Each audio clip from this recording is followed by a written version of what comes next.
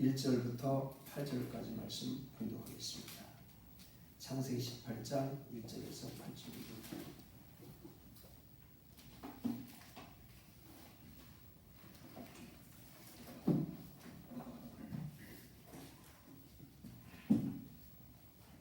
창세기 18장 1절부터 8절까지 말씀을 봉독하겠습니다.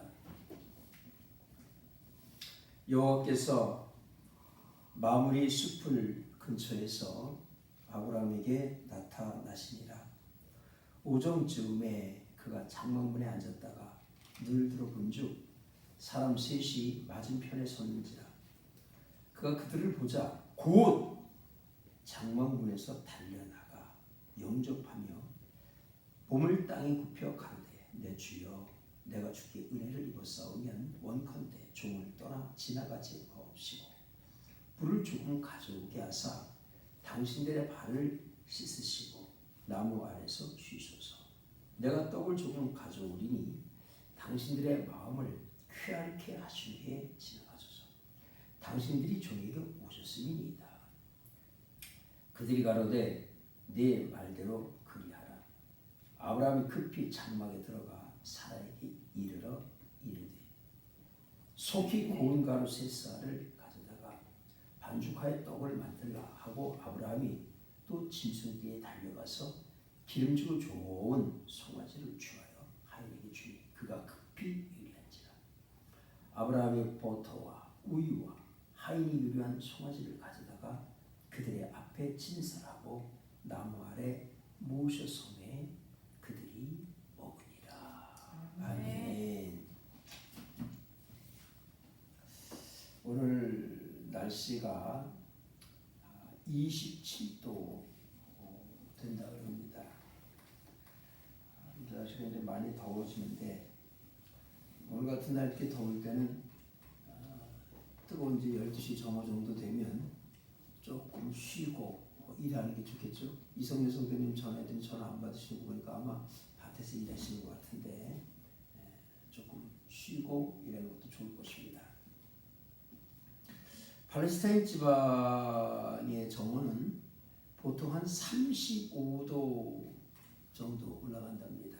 그래서 그 시간이 되면 사람들이 낮잠을 잔다든지 쉰다든지 하는데 3월 말에서부터 한 5월 또는 9월에서 10월까지는 시루코라 그래요. 아라비아 사막에서부터 오는 동풍이라는 뜻인데요. 아주 뜨거운 바람이 불어와서 기온이 갑자기 막 올라가면서 막 식물들이 다 죽는다 그럽니다. 그래서 이제 아브라함도 아마 이제 그렇게 정오가 되니까 장막문에 앉아서 본문에 보니까 쉬고 있었죠.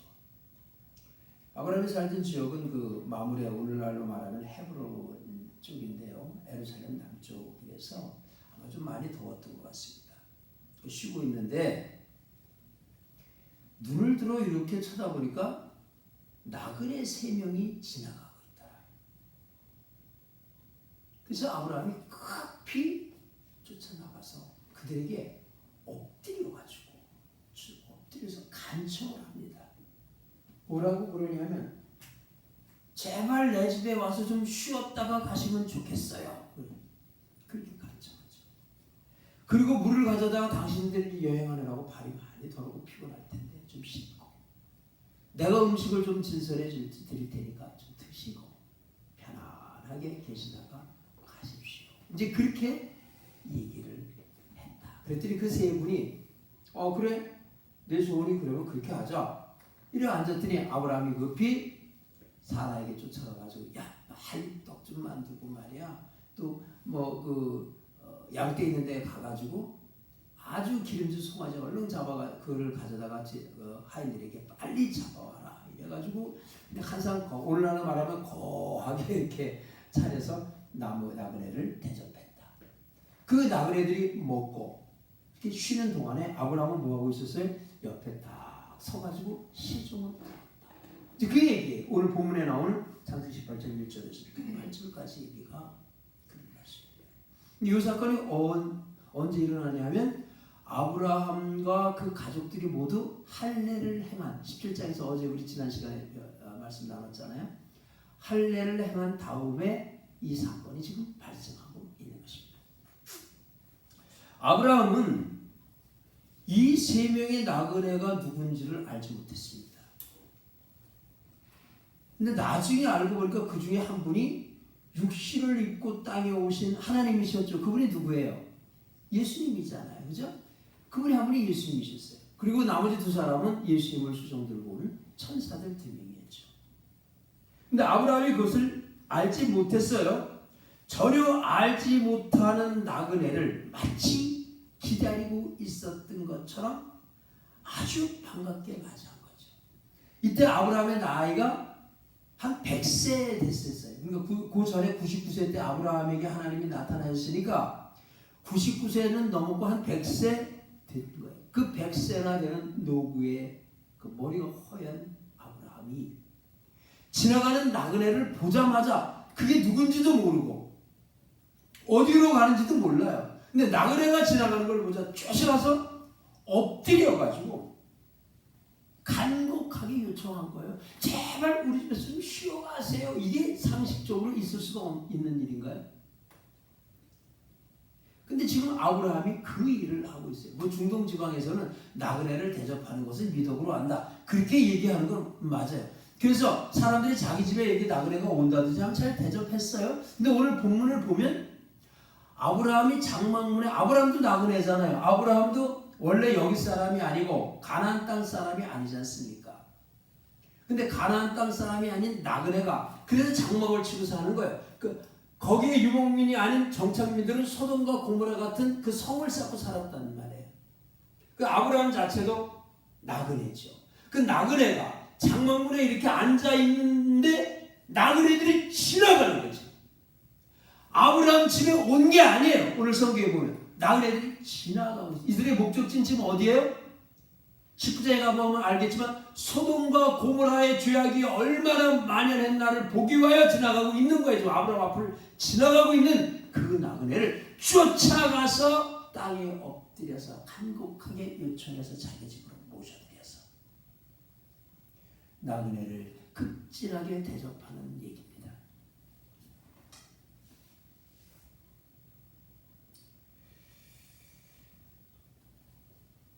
오늘 이 얘기는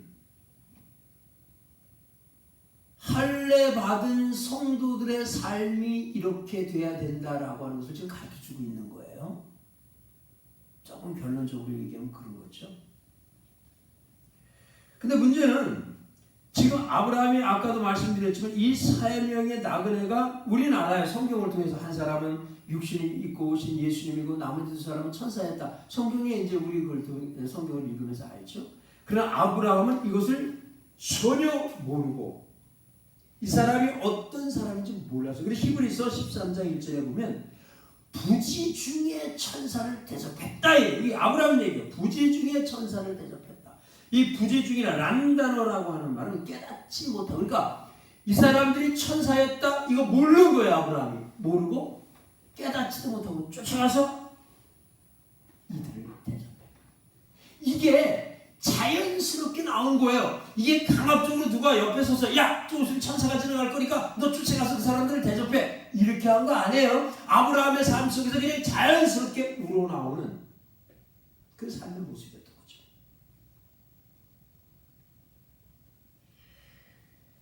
지금 아브라함이 대접한 사람이 누군 줄 아브라함은 모르고 이 사건이 어떤 일인지도 아브라함은 몰라요. 그러면서 나그네를 대접했죠. 나그네였던 아브라함이 어떤 나그네를 대접한 얘기. 이게 오늘 본문의 키포인트예요. 여러분 잊어버리시면 안 됩니다. 나그네였던 어떤 나그네가 다른 나그네를 극진하게 대접한 얘기. 이것이 성도의 삶이라는 거죠. 그 얘기를 성경은 우리에게 하고 싶습니다. 우리가 지난 시간에 99세 된 아브라함에게 하나님이 나타나셔서 후손에 대한 약속을 하면서 할례 언약을 맺었다 하는 거 우리가 서로 나눴습니다. 그 언약에 따라서 아브라함은 온 가족, 자기 집에 있는 식구들까지 모두가 다 할례를 받았습니다. 할례라고 하는 것은 예수 그리스도의 죽음이 나의 죽음이 된다라고 하는 구원의 방식을 하나님께서 우리에게 알려주신 하나님의 교훈이었습니다. 이것을 깨닫고 할례를 통해서 우리가 구원받는구나. 이것을 깨닫고 믿음으로 고백하는 것을 지난 시간에 뭐라 그랬어요? 마음의 할례 받은 것이다 그랬죠. 그러니까 우리는 지금 할례를 안 받아도 돼요. 그러나 이 사실을 깨달으면 이것이, 그리고 믿음으로 고백하면 이것이 우리가 할례 받은 것이다. 그런 뜻이라는 말이에요. 이 사건 다음에, 그러한 일 다음에 지금 본문의 사건이 발생해요. 할례 받은 아브라함에게 하나님께서 직접 나타나신 겁니다. 직접 나타나셨어요. 할례 받은 자의 삶이 이런 거야 하는 걸 우리에게 가르쳐주고, 어쨌든 지금 나그네의 아브라함이 또 다른 나그네를 극진하게 대접하는 모습. 아브라함은 알지 못하는 중에 나그네를 대접했지만 이 나그네가 결국 누구였어요? 하나님이셨단 말이에요. 부지 중에 천사를 대접했어요? 이 나그네가 하나님이셨어요. 할례 받은 자들에게는 이런 삶이 나타나더라, 그런 얘기. 우리는 몰라요. 우리는 모르고 하는 일이에요. 그런데 이런 일이 나와요. 예수님 말씀하셨어요. 적은 소자에게 냉수 한 그릇만 대접해도 내가 잊지 않아. 그랬더니 구원받은 자들이 말했습니다. 우리가 언제 주님에게 냉수를 대접했나요? 우리가 언제 주님이 병든 것을 아껴서 싸매드렸나요? 우리가 언제 주님이 감옥에 갇혔을 때 대접했나요? 그때 주님이 뭐라 그랬습니까? 이 적은 소자 하나에게 한 것. 사람들에게 멸시와 사람들에게 천대를 받고 사람들에게 대접받지 못하는 그에게 한 것이 바로 곧 나에게 한 것이다. 그러면 이 얘기를 받아들여서 사람들이 어떻게 사십니까? 가난한 사람 도와주고 병든 자를 치료해주고 막 그러잖아요. 이게 나쁘다는 거 아니에요. 그러나 그렇게 반드시 해야 되지만 그 말 속에 있는 담긴 의미는 무엇인가를 깨달아 알아야 되는 거죠. 여기 나오는 나그네는 우리가 두 가지 의미로 볼 수 있어요. 첫째는 뭐예요? 육신을 입고 이 땅에 오신 하나님 예수 그리스도가 나그네예요. 그 다음에 또 나그네는 뭐예요? 우리가 하나님의 은혜로 구원받은 우리 이웃이 또한 나그네예요. 그러니까 우리는 우리 이웃들을 잘 돌보고 그들을 바른 길로 인도해야 할 사명이 있어요. 고아와 과부를 사랑한다. 그 말은 무슨 뜻이에요? 고아는 하나님, 부모를 잃어버린 자잖아요. 그러니까 하나님을 잃어버린 자들이 고아인 거예요. 과부는 누구예요? 남편이 없는 자예요. 과부는 누구예요? 하나님 예수 그리스도를 남편으로 섬기지 못하는 자. 그들을 우리가 불쌍히 여기고 돌보는 거, 이게 성도의 직분인 거예요. 그러나 그 이전에 그 고아가 누구고 그 과부가 누구면 그걸 알아야죠. 그래야 그들을 돌볼 거 아니겠습니까?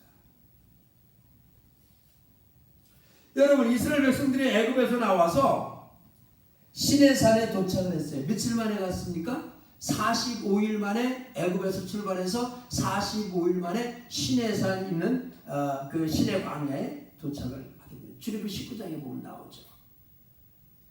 그리고 거기서 모세는 시내산에 올라가서 하나님의 말씀 율법을 받습니다. 모세가 시내산에 몇 번 올라갔죠? 8번 올라가요. 8번. 이 잘 사람들이 몰라요. 그죠?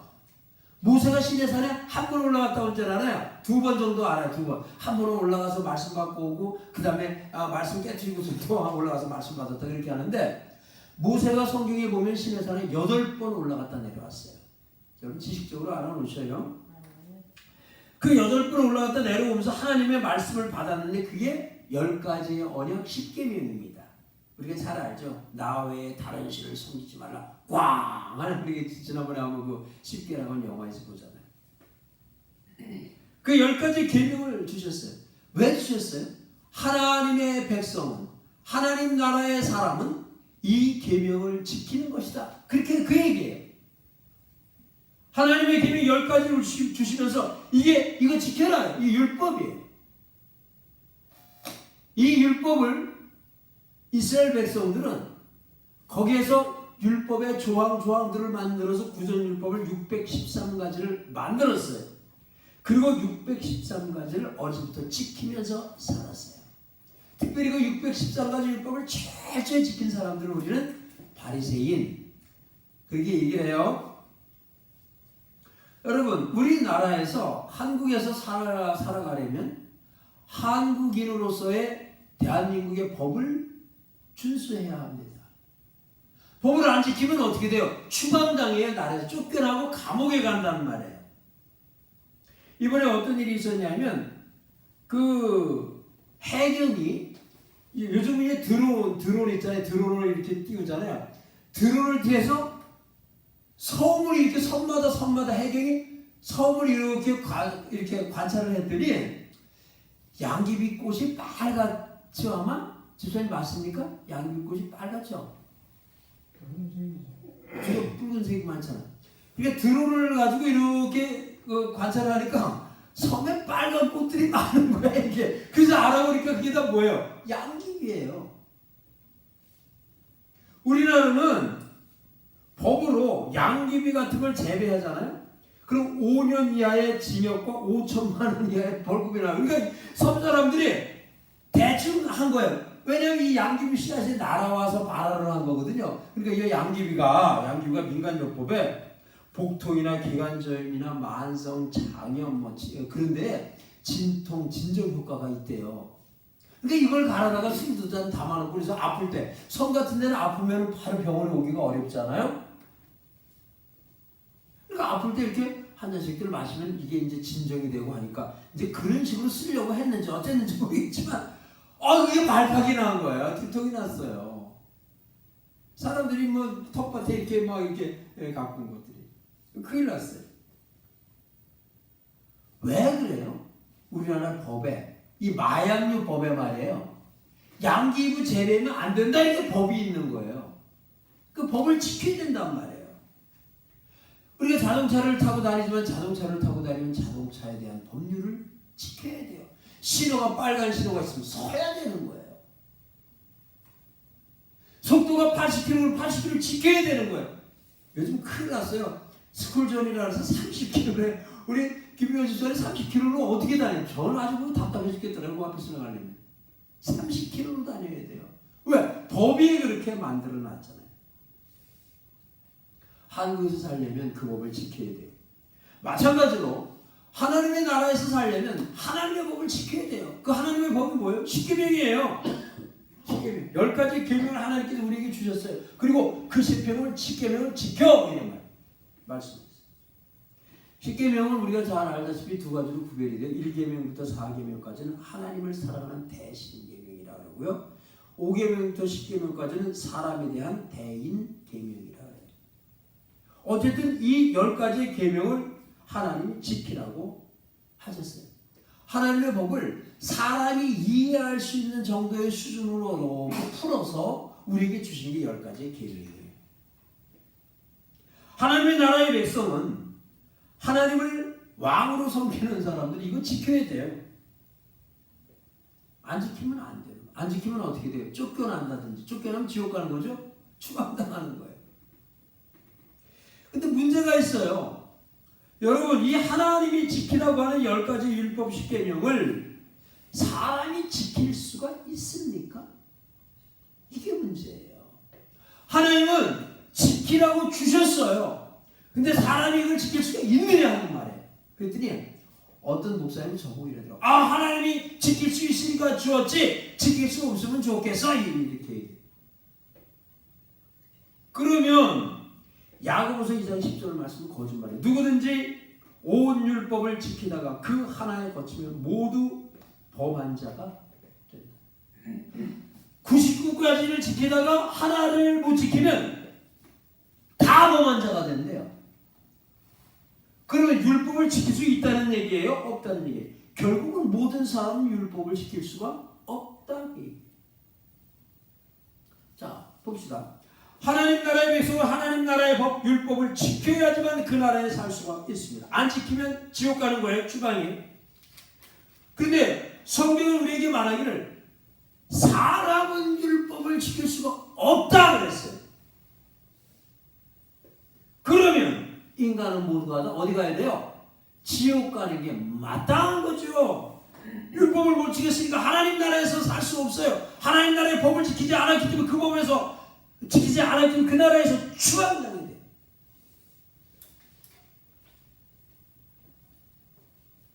그러니까 로마서에서 바울이 말한 거예요. 율법은 인간이 지킬 수가 없다. 그럼 율법 왜 줬냐? 지키지 못하는 율법 왜 줬냐? 율법을 지키라고 주는 것이 아니라 율법을 통해서 너의 죄가 무엇인가를 깨달으라고 준 것이다. 바울이. 로마 3장 20절에 그랬어요. 율법으로는 죄를 깨닫는 것이다. 율법은 지키라고 준 것이 아니라 율법으로 죄를 깨달으라고 준 것이다. 도적질하지 마. 이 법이 없을 때는 사람들이 도적질을 하면서도 그게 죄인 줄 몰랐단 말이에요. 그러니까 도적질하지 마. 도적질은 죄야 라고 하는 율법이 딱 떨어지니까 그때부터 도적질은 죄구나. 그런데 도적질 안 하는 인간이 하나도 없단 말이야. 그러니까 모든 인간은 더 죄인일 수밖에 없구나. 이거를 깨달아라. 율법을 통해서. 우리는 모두가 율법을 지킬 수 없는 죄인이야. 모두가 다 지옥 가야 돼. 그 율법으로 우리는 죄가 무엇인가를 깨달아. 그런데 율법으로 말미암아 하나도 지킬 수 없어서 결국은 다 지옥 가야 될 우리가 어떻게 하나님의 백성이 되고 어떻게 천국 백성이 돼서 천국에서 영원히 하나님과 함께 죄가 없으신 의로우시고 거룩하신 그분과 함께 영생무토로 살아갈 수 있느냐? 이 사실을 역사를 통해서 너희들에게 허락하신 인생이라고 하는 시간을 통해서 깨닫고 어떻게 구원받는가 하는 것에 대해 감사하며 깨닫고 감사하며 어떻게 내가 하나님의 백성이 됐지? 천국에서 어떻게 살아가는 거예요 도대체? 나 같은 주인이. 그래서 우리 인생을 통해서 알아가는 거예요. 뭐 거룩해지는 거 아니에요 여러분. 오해하지 마세요. 뭐 성화돼서 뭐 거룩한 아니에요. 거룩해지지 않아요. 안 변해요. 사람은 항상 말씀드리잖아요. 안 변해요. 이렇게 찌도 안 변하고 영원히 바뀌지 않는 죄인이 어떻게 천국에서 사는 거예요 도대체? 그것을 우리는 알아가는 거죠. 이 사실을 성경은 비밀이라고 하는 거예요. 이거 비밀. 이거 아무도 모른다. 야 그거 다 아는 거 아니야? 아니야 몰라. 이거 비밀이기 때문에. 비밀은 속닥속닥해서 가르쳐준 사람에게만 아는 게 비밀이잖아요. 만천에다 펑 터뜨려서 그게 비밀이에요? 아니에요. 감춰져 있는 선택받은 자에게만 알려주는 거예요. 그렇게 선택받은 자를 성경은 성도라고 그런단 말이에요. 이 여러분은 성도가 되는 것을 참 감사해야죠. 왜? 이 비밀을 알게 됐으니까. 이들만이 가족이야. 하나님 나라의 백성이고 하나님 나라의 가족이에요. 내가 지금 오늘 살 먹고 산다고 살고 우리 한식밥을 먹는다고 해서 가족이 아닌 거예요. 세상에서는 그 가족이 부부간의 결혼을 통해서 이루어지잖아요. 하늘의 가족은 예수와 내가 결혼을 통해서 예수님이 나의 신부가 돼서 그 비밀을 알려준 자에게만 이것이 가족이 되는 거예요. 그래서 마태복음 12장 46절에 보니까 예수님이 말씀하시는데 어떤 사람들이 와서 예수님에게 말해서 예수님의 어머니와 예수님의 형제들이 와서 예수님을 만나려고 그래요. 그랬더니 예수님이 아주 냉정한 얘기. 야 누가 내 형제고 누가 내 모친이야? 내 형제 모친 진짜는 누군지 알아?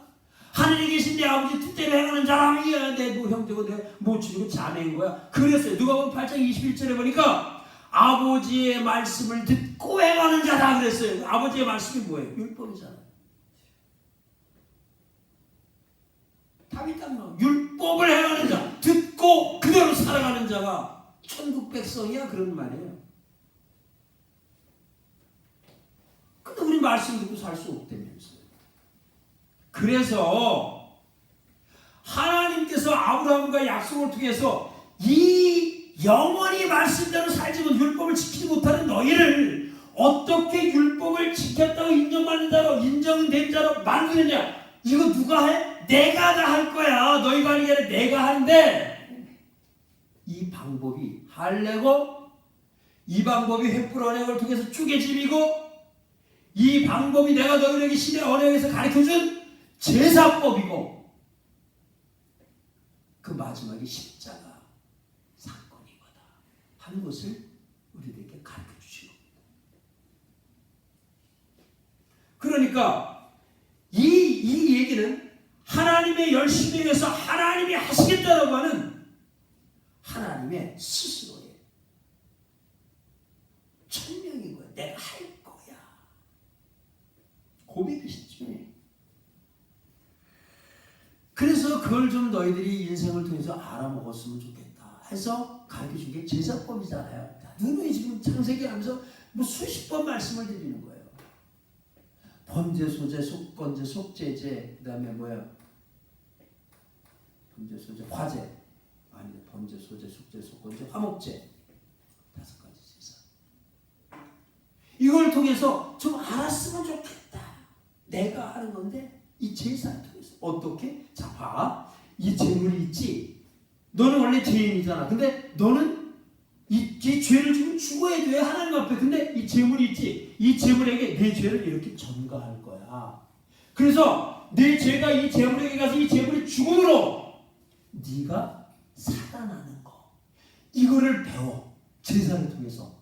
이렇게 네가 천국 백성이 되는 거야. 이렇게 너 율법을 지키지 못하는 내가 율법을 지킨 자가 되는 거야. 하는 것을 말씀해 주신 거예요. 이게 로마서 1장에서 바울은 말하기에 유대인들은 이게 꺼려지는 일이고 이방인들은 미련하게 보이는 일이란 말이에요. 이게 그 결과가 예수가 이 제물에서 죽었어. 이 사실을 믿어주는 게 너희들이 마음에 할례를 받는 거야. 그런 자만이 하나님의 백성으로 하나님 나라에서 살 수 있는 율법을 지킨 자가 되는 것이다. 이렇게 얘기했더니 유대인은 그게 말이야 자존심 상해 꺼려진다는 거예요. 이방인들은 그런 방법은 뭐 하려고 미련스럽게 말이야 사람이 죽고 말이야 이렇게 미련하게 보인다는 거예요. 그러나 하나님의 선택받은 비밀을 받은 자들은 이것이 마음의 할례인 것을 깨닫게 되고 이것을 고백하게 되고 그 후에 할례를 받은 자는 오늘 보면 창세기 18장에 할례를 받은 자는 이렇게 살아간다. 어떻게? 나그네로서 나그네를 대접하는 삶을 살게 되는 것이다. 아멘. 라고 하는 것이 본문의 얘기. 아멘. 이해가 되시죠? 아멘. 그게 율법을 지키는 삶인 거예요. 아멘. 그 율법이 뭐예요? 율법은 사랑이잖아요. 율법의 완성은 사랑. 로마서 13절 10절에 율법의 마침 사랑 완성은 사랑이라 그랬단 말이에요. 그러니까 하나님의 율법 10가지 계명은 다 뭐예요? 사랑인 거예요. 하나님을 사랑하고 이웃을 사랑하는 거예요. 그랬더니 어떤 율법사가 예수님에게 와서 말하기를 그러면 누가 우리의 이웃이에요? 내가 확 사랑해버릴게요 하고 했더니 예수님께서 무슨 비유했어요? 선한 사마리아인의 비유를 하면서 먼저 너는 내가 사랑하는 게 아니라 내가 사랑을 받을 자라고 하는 거 네가 강도 만난 자라고 하는 것을 깨달아. 그런 자는 그게 바로 할례 받은 자예요. 내가 강도 받는 자구나. 그래서 이 땅에 나그네로 오신 예수의 도움을 받아야 사는 자구나. 이것을 아는 자는 이게 할례 받은 자란 말이에요. 이것을 아는 자는 오늘 본문으로 들어가면 알지도 못하는 나그네 그를 극진히 대접하는 삶을 살게 될 것이다.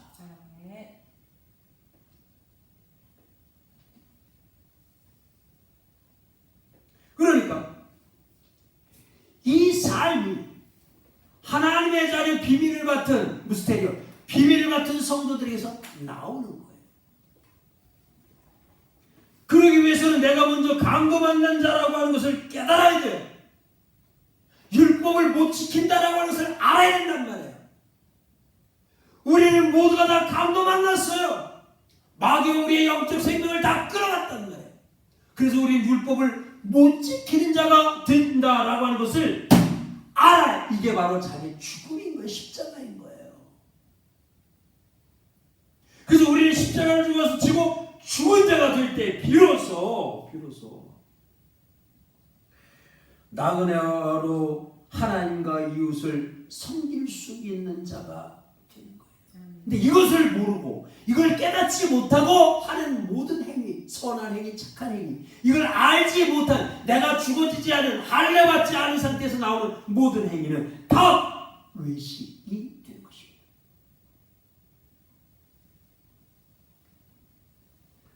에레미야 7장 이하의 말씀에 보면 예루살렘 성전에서 많은 착한 일들이 일어나기 시작했어요. 어려운 사람들을 구제를 하고, 가난한 사람을 도와주고, 병든 자를 치료해주고 그랬는데, 그때 하나님께서 뭐라 그러셨는 줄 알아요? 야! 고아와 과부를 너희들이 진정으로 그렇게 돌보지 않으면서 내 전에 와서 막 바치고 들고 이거 다 껍데기야 이놈들아. 그러면서 말라기 1장에 보니까 차라리 내 성전문을 막 닫아버렸으면 좋겠어. 너희들이 드리는 그 제사와 너희들이 드리는 제물이 아주 역겨워가지고 내가 견딜 수 없는데 성전문을 차라리 닫으면 좋겠다. 하나님은 그러신단 말이에요. 왜 그래? 내가 누구인지 할례받지 않은 자들이 하나님의 예배당을 밟으면서 그 더럽고 냄새나는 죄악의 발로 하나님을 더럽히고 있었던 거예요. 예수 그리스도의 할례가 나의 할례가 돼서 할례받은 자가 되지 아니하면 그 삶에서 나오는 모든 것은 다 죄인 겁니다. 이것을 깨달아지는 게 마음의 할례가 됐잖아요. 그런 자에게는 자연스럽게, 아주 자연스럽게 나그네를 대접하는 삶이 나오는 거예요. 이웃을, 오늘날 가난한 자들 보면 불쌍히 여길 줄 알고, 없는 자를 보면 입히고 싶은 마음이 생기고, 첫째는 그 나그네가 누구라 그랬어요? 하나님이라 그랬어요. 예수. 주님을 사랑하고 교회를 올 때 정말 주를 향한 마음이 새로워지고, 또 내 주변에 있는 이웃을 바라보면서 하나님을 알지 못하는 저들이 불쌍히 여겨지고, 이것이 목사님이 뭐 하라 그래서 되는 것도 아니고 옆에 있는 사람이 부추겨서 되는 게 아니라 부지 중에 람바 자연스럽게 그냥 나오는 사람들을 우리는 성도라 그래요. 그래서 그 얘기가 아가서잖아요. 솔로몬과 술람이 여인이 솔로몬의 여성 명사라 그랬잖아요. 솔로몬이라고 하는 이름을 가진 여인, 그게 누구예요? 오늘날 성도들이잖아요. 그들을 그냥 사랑하게 되는 거예요. 그래서 황금률에 뭐라 그랬어요? 대접을 받고자 하는 자는 그대로 너희도 남을 대접하라. 이것이 율법의 선지자. 이게 진짜 사랑이라는 거예요. 율법 지킨 천국 백성의 삶이 그렇게 나오는 거예요. 예수님과 예수라고 하는 이름을 가진 작은 예수들을 섬기고 최선을 다해서 사랑해주고, 그래 로마서 11장 13절에 보니까 손 대접하기를, 나그네 대접하기를, 너희도 나그네니 나그네 대접하기를 힘쓰라. 디오코 여기에 현재문사 디오코테스라고 써있어요. 현재문사로 써있다는 얘기는 계속해서 힘을 다해서 나그네 대접하기를 추구하라, 나그네 대접하라고 노력해라 이 말이에요. 나그네가 누구라고요? 주님과 우리 이웃이다 그랬잖아요. 복음 안에서요. 2000년 전에 하늘에 적을 두신 하나님이 나그네로 이 땅에 오셔. 그분이 예수님. 4000년 전에 하늘에 적을 두신 그분이 나그네로 이 땅에 오신 게 아브라함이 나타난 그 하나님입니다. 그는 이 세상이 흠모하는 어떤 모습도 갖추지 못했어요. 사람들이 추구하는 유익, 사람들이 추구하는 힘, 명예, 권세, 부, 그거 하나도 그분에게 없었어요. 그러니까 사람들이 그분을 바라보니까 자기들이 원하는 게 없으니까 그분을 잡아서 십자가에 못 박아 버렸단 말이에요. 여러분, 세상은 그분을 나그네로서 대접할 수 있는 눈이 없어요. 그래서 비밀이라고 합니다. 감춰져 있다고.